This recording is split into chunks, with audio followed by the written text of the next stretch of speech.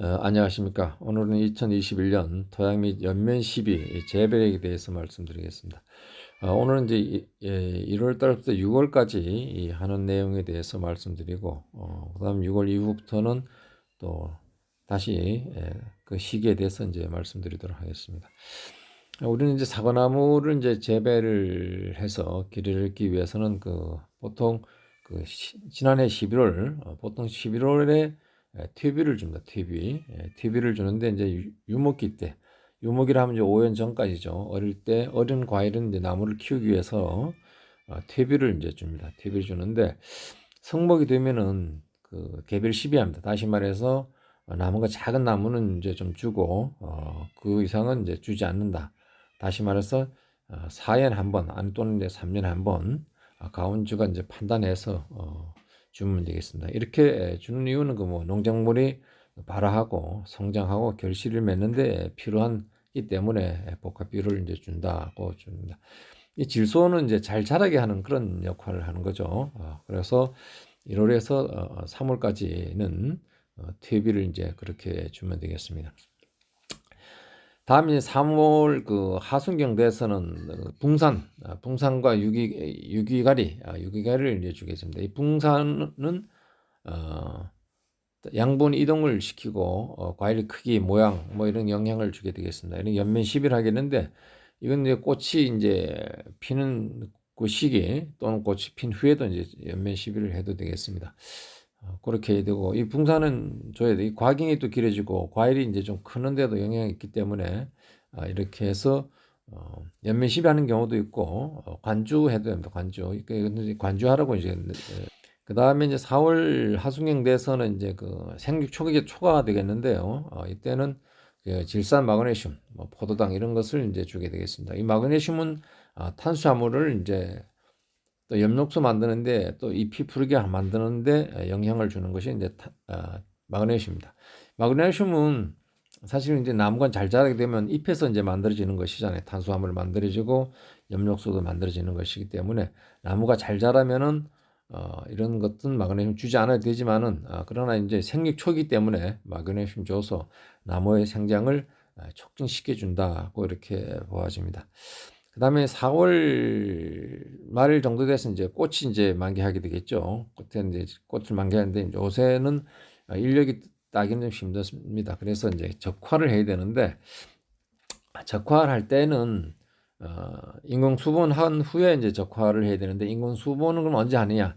인공 수분 꽃이 만개했을 때 인공 수분하면 좀 답답해요. 그러니까 꽃이 필 때 한 나무가 한 7, 8개씩 뭐 한 15개, 20개 정도 폈을 때 그때 뭐 인공 수분 봉으로 뭉쳐가지고 다다다닥 이렇게 하면서 쳐갖고 나가면 이 재미있고 쉽습니다. 그러나 꽃이 만개할 때 어느 걸부터 찍어야 될지 모릅니다. 그러니까 제일 먼저 피는 꽃이 제일 좋은 과일입니다. 그래서 먼저 그렇게 하시고 난 후에 그 다음에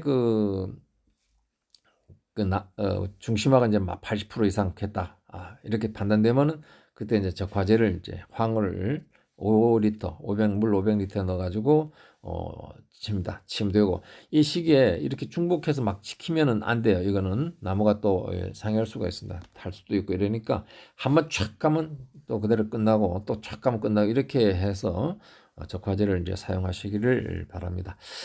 그래도 이제 꽃이 이제 피어가지고 꽃이 안 핀 거는 이제 안 떨어지죠. 꽃이 피어가지고 처음에 이제 정화가 이제 피고 뭐 이렇게 직화가 피고 이러는데 그 다음에 이제 액화들이 이제 피기 시작하죠. 5월 초 돼서 액화들은 사실 과일을 만들지 않죠. 어쩔 수 없을 때 이제 과일을 만들지만 그때도 역시 석회 유황합제 다시 말해서 화랑입니다. 화랑 이것도 5 내지 7리터 넣고 이미 과일을 만들어진 건 거의 만들어졌고 새로운 꽃이 수정을 되지 못하게 하기 위해서 이렇게 해서 이제 적화제를 또 치게 되겠습니다. 그래서 인력으로 손으로 여럿이 인건비를 줘서 하는 것보다는 이렇게 해서 이제 앞으로는 이런 자꾸 해서 이제 노하우가 만들어져야 된다 이렇게 생각됩니다.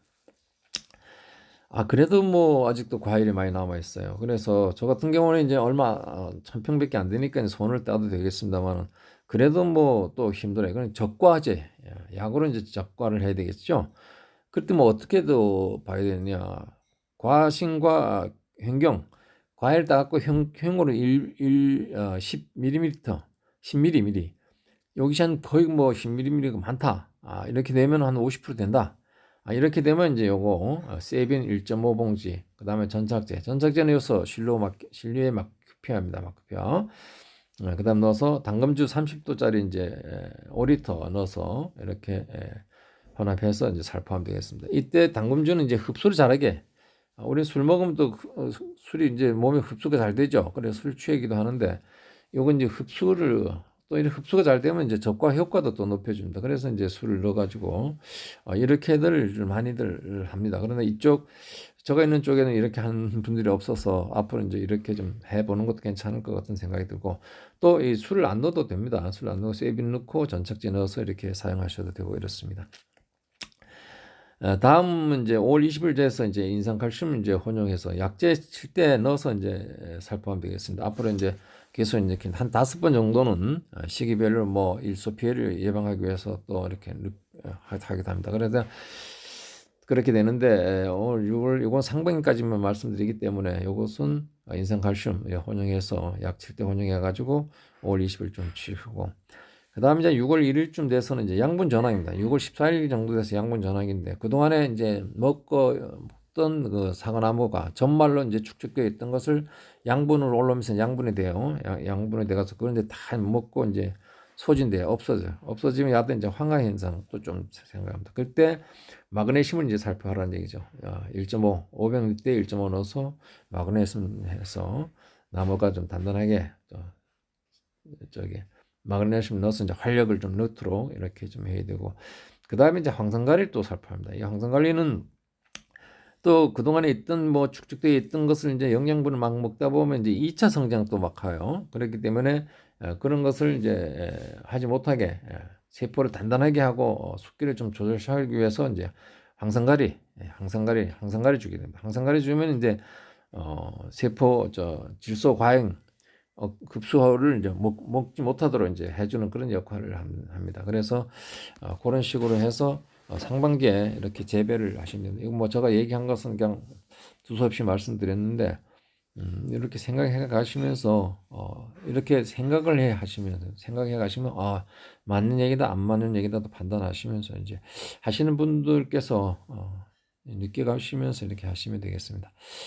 두서없이 또 이렇게 오늘 또 말씀드렸습니다. 참고 자료가 되시길 바라면서, 또 구독하고 있지 않으신 분들께서는 이제 구독 좀 해주시면은 이렇게 편집하는 데 있어서 기분이 좋습니다. 오늘도 좋은 하루 되시고 건강하십시오. 안녕히 계십시오.